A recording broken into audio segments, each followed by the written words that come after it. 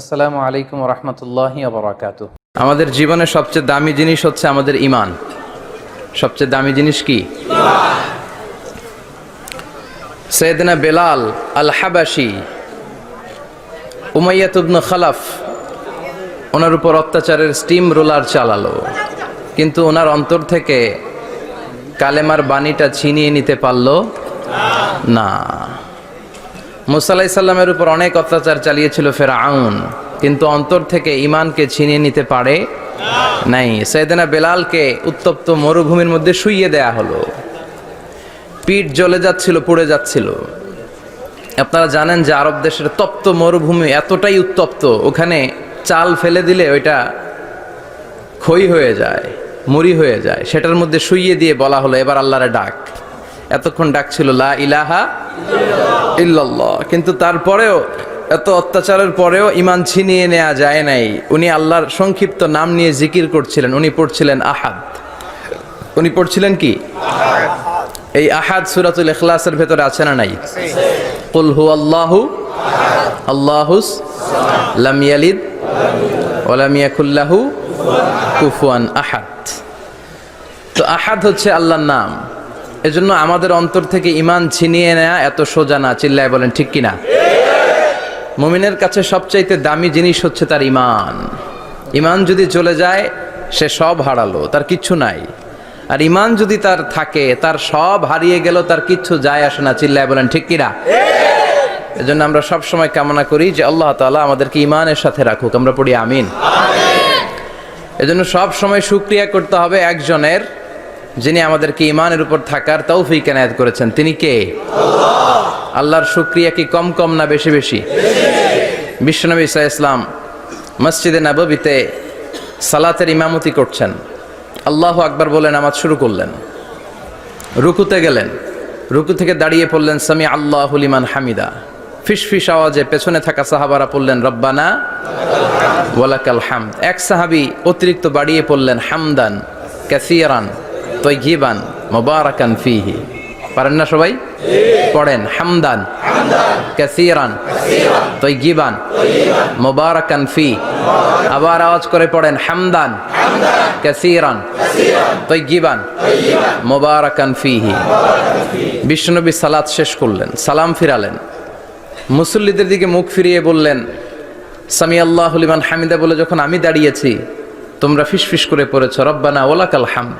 কে যেন পড়েছ হামদান কাসীরান তাইয়িবান মুবারাকান ফী। কে পড়েছ? আমি তো এটা কখনো শিখাই নাই। কোত্থেকে পেলে? কেন পড়েছ? দাঁড়াও।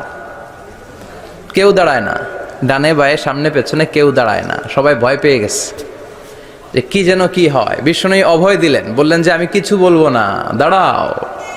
বিশ্বনবী অভয় দেওয়ার পর এক সাহাবী হাত তুলে দাঁড়িয়ে বললেন ইয়া রাসূলুল্লাহ আমি পড়েছি। বিশ্বনবী বললেন কেন পড়েছ? আমি তো এটা শিখাই নাই। সাহাবী বললেন ইয়া রাসূলুল্লাহ আল্লাহর প্রশংসা আমার কম কম করলে অন্তর জুড়ায় না, আমার করতে মনে চাই বেশি বেশি।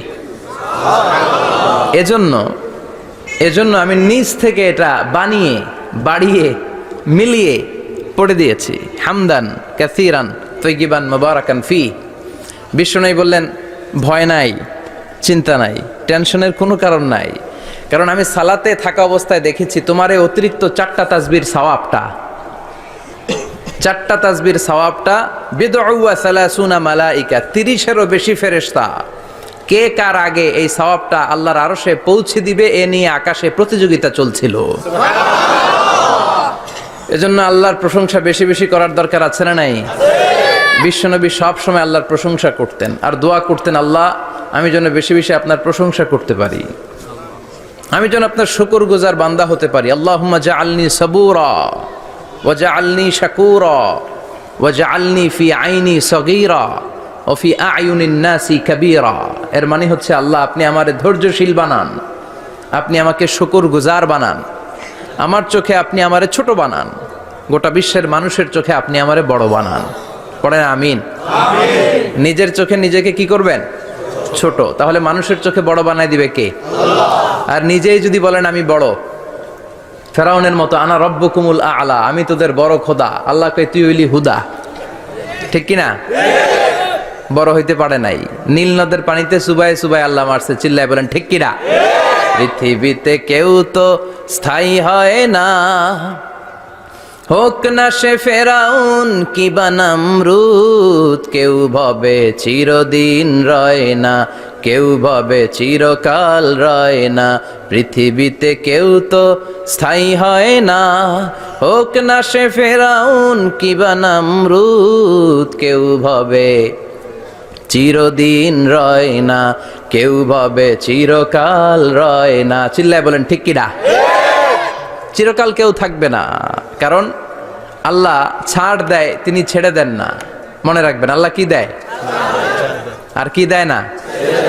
ফেরাউনরে কি দিছিল? ছাড় দিছে, ছেড়ে দিছে। নমরুদরে কি দিছে? ছাড় দিছে, ছেড়ে দিছে। এখনো দেখা যায় আল্লাহ অনেকটা ছাড় দেয়, ঢিল দেয়, সুযোগ দেয়, কিন্তু আল্লাহ ছেড়ে দিবেন না। চিৎকার করে বলেন ঠিক কিনা? এজন্য সব সময় প্রশংসা করব কার? খাওয়ার সময় প্রশংসা কার? ঘুমানোর সময়, জিকির করার সময়, ঘুষ খাওয়ার সময়। ঘুষ খাওয়া যাবে? আর রাশি ওয়াল মুরতাশি কেলাহুমা ফিন্নার। ঘুষ যে দেয়, ঘুষ যে নেয়, উভয়ই জাহান্নামী। আল্লাহ ঘুষ থেকে আমাদেরকে বাঁচাও। বাংলাদেশে ঘুষ আছে না নাই? সরকারি অফিসগুলোতে শুধু নাই, বেশি। আল্লাহ ঘুষ থেকে হেফাজত করো, যৌতুক থেকে হেফাজত করো, পর্নোগ্রাফি থেকে হেফাজত করো, হিন্দি সিনেমা থেকে হেফাজত করো, মারামারি কাটাকাটি থেকে তুমি আমাদেরকে হেফাজত করো। গোটা বাংলার জমিনে ঐক্য প্রতিষ্ঠা করার তৌফিক দাও। মদিনার সমাজ যেন আমাদের দেশে প্রতিষ্ঠিত হয়, আল্লাহ তুমি তৌফিক দাও। চিল্লায় পড়েন আমিন। এজন্য বিপদে আপদে মুমিন সব সময় প্রশংসা করে কার? আল্লাহর প্রশংসা করে শেষ করা যায়? যাবে? ওয়া ইন তাউদ্দু নি'মাতাল্লাহি লা তুহসুহা। আমার নেয়ামত যদি গুনতে শুরু করে দাও, গুনে শেষ করা যাবে না। আর নেয়ামতের প্রশংসা যদি করো, আমি নেয়ামত আরো বাড়িয়ে দেব। আর যদি প্রশংসা না করো, তাহলে জেনে রাখো আমার শাস্তি বড় কড়া। আমি সব সময় ধরি না, ধরলে সারি না। এজন্য সবসময় প্রশংসা করতে হবে কার? বিপদে আপদে, সুখে দুঃখে আল্লাহর প্রশংসা। অভিযোগ কমিয়ে দেন, দেখবেন সুখে থাকবেন। এইটা নাই, ওইটা নাই, এইটা পাই নাই, ওইটা পাই নাই, জীবনে এইটা হই নাই রে, ওইটা পাইলাম না রে, এরকম অভিযোগ করে দেদারছে অনেক। এরকম লোক আছে না নাই? এরা অসুখী, এরা অসফল। সফল ব্যক্তিদের একটা গুণাবলী হচ্ছে এরা কমপ্লেইন করে কম, কমপ্লেইন করে কম, তারা শুকরিয়া করে বেশি। দে আর ভেরি গ্রেটফুল। তারা শুকরিয়া করে বেশি। এটা পাই নাই, ওইটা পাই নাই, এগুলো বলবেন না। কারণ আপনি যেটা পাইয়া খুশি না, অনেকে এইটা পাওয়ার জন্য সংগ্রাম করে যাচ্ছে। আপনি এখন যেই জায়গাটাতে আছেন, এই জায়গাটাতে পৌঁছা অনেকে স্বপ্ন। আপনি এটা পেয়ে খুশি না, কিন্তু আপনার জায়গায় পৌঁছার জন্য অনেকে স্ট্রাগল করে যাচ্ছে, সংগ্রাম করে যাচ্ছে। আপনি যেই পজিশনে আছেন, শুধু এই পজিশনে আসাটাই অনেকের স্বপ্ন। তো শুকরিয়া করবেন না কেন? এজন্য সব সময় আমাদের বেশি বেশি শুকরিয়া করতে হবে কার? রব্বুল আলামিন বলেন, কুল লাউ কানাল বাহরু মিদাদাল লিকালিমাতি রাব্বি লানাফিদাল বাহরু ক্বাবলা আন তানফাদা কালিমাতু রাব্বি ওয়ালাউ জিনা বিমিসলিহি মাদাদা। সাগরের জলকে কালি করে, গাছের পাতাকে খাতা করে, তোমার মহিমা লেখা শেষ হবে না, যদিও লিখি প্রভু জীবন ভরে। সাগরের জলকে কালি করে, গাছের পাতাকে খাতা করে, তোমার মহিমা লেখা শেষ হবে না, যদিও লিখি প্রভু জীবন ভরে। সাগরের জলকে কালি করে। চিল্লায় বলেন ঠিক কিনা? সব সাগর মহাসাগরের জল যদি কালি হয়ে যায়, কি উপমা দিলেন আল্লাহ! সব সাগরের পানি যদি কালি হয়ে যায়, সব গাছের পাতাও যদি খাতা হয়ে যায়, আর সাগরের জল নামক কালি দিয়ে গাছের পাতা নামক খাতার উপরে যদি আমি আল্লাহর প্রশংসা তোমরা লিখতে শুরু করে দাও, সাগরের জল শেষ হয়ে যাবে, গাছের সব পাতাগুলো ফুরিয়ে যাবে, আমি আল্লাহর প্রশংসা করে শেষ করা যাবে না। সুবহানাল্লাহ বাড়িতে যায় বলবেন। সাগরের জল, চারটেখানে কথা। কয়টা সাগর দেখছেন আপনি? কয়টা সাগর ঘুরছেন? প্রশান্ত মহাসাগর দেখছেন আপনি? আটলান্টিক মহাসাগর দেখেছি আমরা? দেখি নাই। প্রশান্ত মহাসাগরের সবচেয়ে গভীর জায়গার নাম মারিয়ানা ট্রেঞ্চ। প্রায় 36,000 ফিট ওইটা ডেপথ, গভীরতা। কয় হাজার ফিট গভীর? আপনার বাড়ির যে পুকুর কয় হাত গভীর? হ্যাঁ, 36,000 ফিট। কেন ইমাজিন, কল্পনা করতে পারেন 36,000 ফিট গভীর এটা মারিয়ানা ট্রেঞ্চ, প্রশান্ত মহাসাগর। আর এই পৃথিবীর সবচেয়ে উঁচু যে পাহাড়টা, এটার নাম মাউন্ট এভারেস্ট। এটার উচ্চতা প্রায় অ্যাপ্রক্সিমেটলি অ্যারাউন্ড 29,000 ফিট। পাহাড়, পৃথিবীর সবচেয়ে উঁচু পর্বত শৃঙ্গ মাউন্ট এভারেস্ট 29,000 ফিট।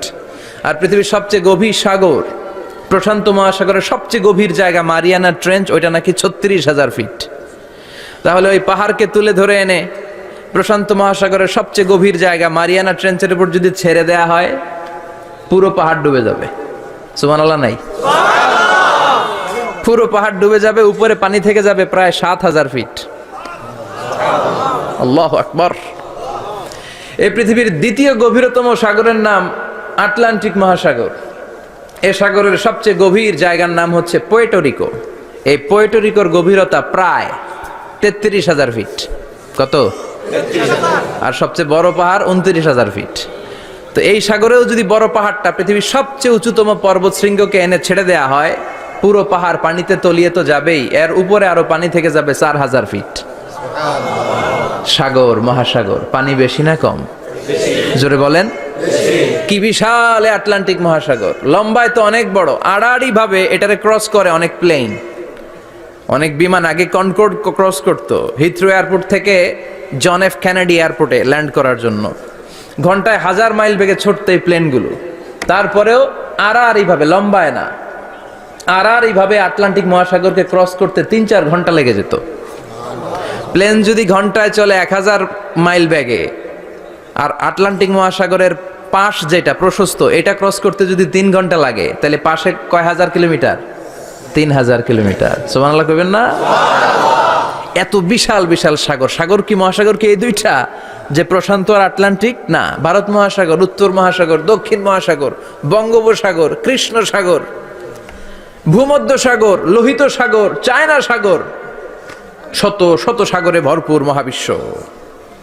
এই সব সাগরের পানি যদি কালি হয়ে যায়, কি হয়ে যায়?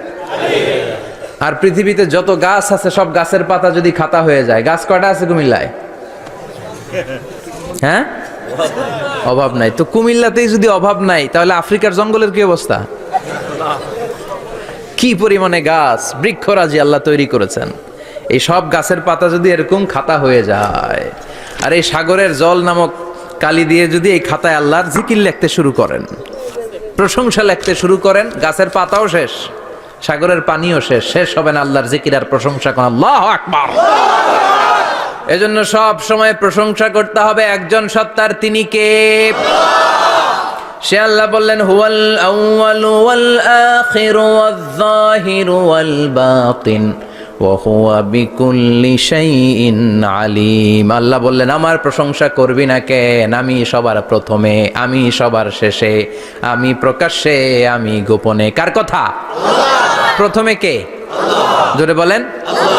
প্রথমে আল্লাহ আল্লাহ, শেষেও আল্লাহ আল্লাহ, আকাশে আল্লাহ আল্লাহ, জমিনে আল্লাহ আল্লাহ। পড়েন পড়েন। প্রথমে আল্লাহ আল্লাহ, শেষেও আল্লাহ আল্লাহ, আকাশে আল্লাহ আল্লাহ, জমিনে আল্লাহ আল্লাহ। আবার পড়েন। প্রথমে শেষেও আকাশে আল্লাহ আল্লাহ, জমিনে আল্লাহ আল্লাহ। নিখিল জাহান গায়ে গুণগান, তার নামে গায় আমরাও গাহি তাআলা হামদে বারি তাআলা হামদে বারি তাআলা হামদে বারি তাআলা। পড়েন আল্লাহু আকবার। তিনিই প্রথম, তিনিই শেষ, তিনিই প্রকাশ্য, তিনিই গোপন। এজন্য প্রশংসা চলবে একজনের। চিল্লায় বলেন কে? আল্লাহ তোমার প্রশংসার জন্য আমরণ আমরা করতে পারি, তৌফিক দাও। জোরে পড়েন আমিন। সুলতানপুর নুরানিয়া হাফিজিয়া মাদ্রাসা ও এতিমখানার উদ্যোগে আজকের এই প্রোগ্রাম সভাপতিত্ব করছেন আলহাজ শামসুল হক সরকার, অবসরপ্রাপ্ত সরকারি কর্মকর্তা। আসছেন সভাপতি? অসুস্থ, আল্লাহ তুমি সুস্থ করো। আমার আগে কথা বলছিলেন হযরত মাওলানা ইয়াহিয়া মাহমুদ দামাত বারাকাতুহ, প্রতিষ্ঠাতা প্রিন্সিপাল শাইখুল হাদিস জামিয়া দারুল উলুম রামপুরা ঢাকা। সুন্দর বয়ান করছিলেন, আমি খাচ্ছিলাম আর শুনছিলাম। প্রামাণ্য বর্ণনা করছিলেন কিভাবে কিয়ামত হবে, কিভাবে আমরা উঠব হুফাতান অরাতান মুশাতান গুরলা, উলঙ্গ নেকেড। সেদিন আমাদের গায়ে জামা থাকবে? জ্যাকেট থাকবে খালি? কি থাকবে? কিছু থাকবে, জামা থাকবে না, পায়ে জুতা থাকবে না, পেটে খাবার থাকবে না, খালি থাকবে চিৎকার। সেদিন থাকবে কি? মনে হয় কথাগুলো প্রতিদিন এগুলো রিমাইন্ডার দিবেন নিজেকে যে ওই দিনটার মুখোমুখি আমি হতে যাচ্ছি। আমি কি তৈরি করেছি আখিরাতে নাজাতের জন্য।